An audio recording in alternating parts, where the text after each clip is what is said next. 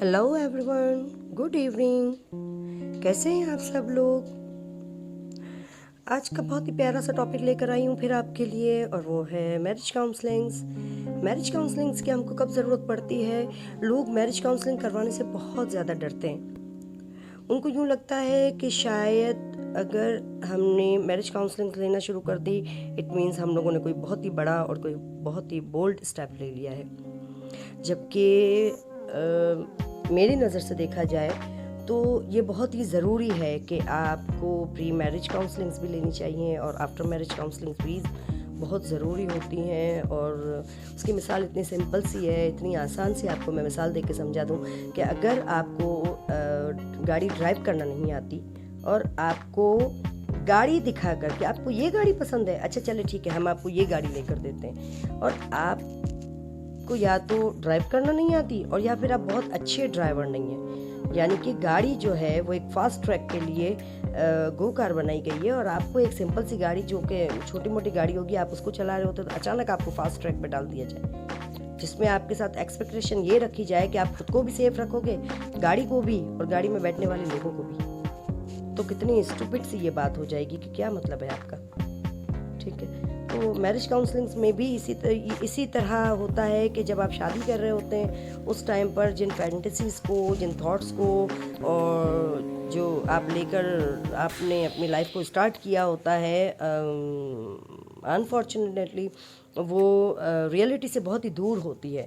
वो बंदा जो कल तक आपके लिए आहें भर रहा होता है, आपसे मोहब्बत कर रहा होता है, आपसे पता नहीं कितने सारे कस्में वादे खा चुका होता है, बीइंग अ हस्बैंड जब आप उसको देखते हो तो उसके अंदर आपको वो परफेक्शन नहीं दिखती जिसको आपने ऑलरेडी इमेज करके रखा हुआ था। या यही बात जो है वो हस्बैंड्स पर भी इफ़ेक्टिव होती हैं कि हाँ यार मैंने तो ऐसा नहीं सोचा था कि एज अ वाइफ जो है वो तुम अच्छी पार्टनर नहीं बनोगी, या एज अ वाइफ वो मेरे लिए सूटेबल नहीं है। तो बाद में अगर आप ये सब बातें करते हैं तो आपको बहुत परेशानी होती है, और उसके बाद जो करीब के लोग होते हैं या जिस हद तक ये मैरिज आपको बॉदर कर रहा होता है तो उसमें आप या तो उस मैरिज से भागने की कोशिश कर रहे होते हो या कहीं सेपरेट होने की कोशिश कर रहे होते हो, कम्युनिकेशन स्किल्स को अपने यूज़ करना बिल्कुल छोड़ देते हो। जबकि शादी से पहले आपके 1-to-1 मैसेजेस चल रहे होते थे, आपकी कॉल्स चल रही होती थी, आपके दिल की हर बात आप बहुत आसानी से एक दूसरे से शेयर कर रहे होते थे, और शादी के बाद आप इतने सफिकेटेड हो जाते हो, आप इतने अंदर ही अंदर घुट घुट के मर रहे होते हो और इतना डर रहे होते हो कि अगर मैंने किसी को ये बात बता दी कि हम लोगों की अब अंडरस्टैंडिंग अच्छी नहीं रही है, अब हमारी कम्युनिकेशन अच्छी नहीं रही है, अब हम लोगों के जो है वो लड़ाई झगड़े बढ़ गए हैं,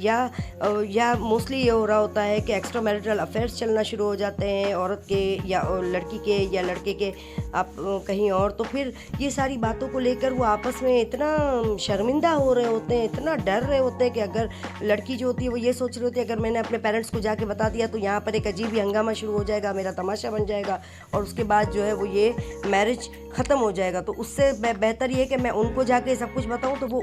वो अपने हस्बैंड के ऊपर कुछ उल्टा पुल्टा ब्लेम करके वहाँ से भागने की कोशिश करती है। और इसी तरीके से जो वो मर्द है वो अजीबोगरीब अपने कुछ बिजनेस दिखाना शुरू कर देता है और कुछ छुपाना शुरू कर देता है, और मोस्टली जो है वो वैसे ही कम्युनिकेशन वीक हो चुका होता है और उसके अंदर ना और बहुत सारे लोग इन्वॉल्व हो चुके होते हैं, जिसकी वजह से वो जो रिलेशनशिप है वो वीक से वीकर होता चला जाता है। और वो किसी से, क्योंकि वहाँ कोई एडवाइज़र नहीं होता, अच्छा कोई एक्सपर्ट इतना बंदा नहीं होता, कोई इतना एक्सपीरियंस काउंसलर उनके करीब कोई नहीं होता, उन्होंने कभी किसी के मुंह से कुछ सुना नहीं होता, वो इसी परेशानी में एक दूसरे से दूर होते चले जाते हैं। ठीक है, तो आई होप कि यहाँ तक आपको बात समझ आ चुकी होगी। लेकिन देखें, अगर आप ना कभी भी अपनी लाइफ में ड्राइविंग सीट पर जाकर बैठते हैं, किसी न किसी एज में, तो आपको कभी अर्ली एज में होता है कभी लेटर एज होता है, इससे कोई फ़र्क नहीं पड़ता,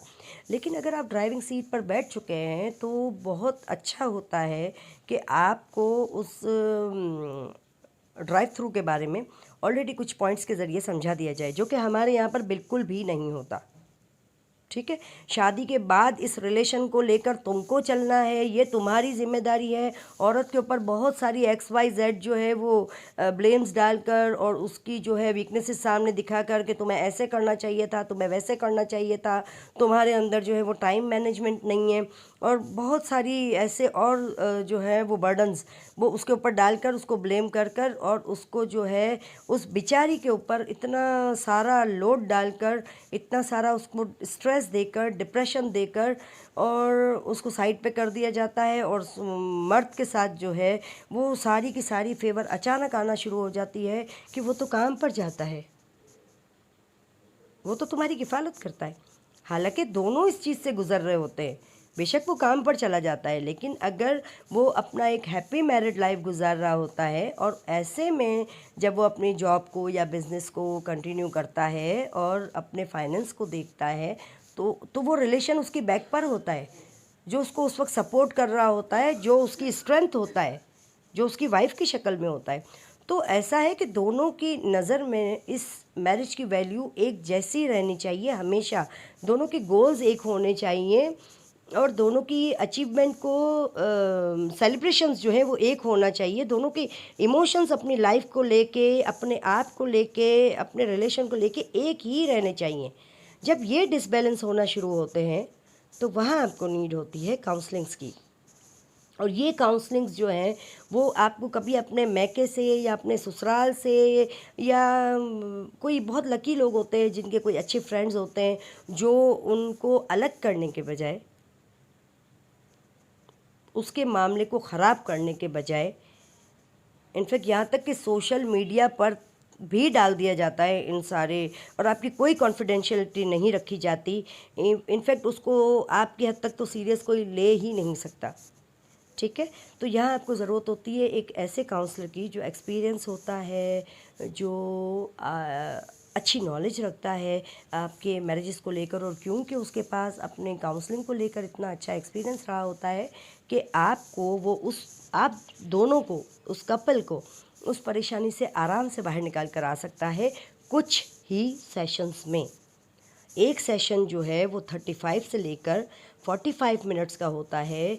जो कि पेड होता है, जिसको वो चार्ज करता है, उसकी फ़ीस होती है। और वो कुछ सेशन के अंदर आपको टेक्निकली इसको ड्राइव करने का, इस रिलेशन को ड्राइव करने का तरीका सिखा देता है, जिसमें कि अगर आपने बेबी प्लान किया हुआ होता है तो भी वो उसको ड्राइव करने का तरीका सिखाता है, और अगर अभी आपने बेबी प्लान नहीं किया है तो भी आपके लाइफ को वो बहुत इजी बना सकता है। ठीक है, तो ये था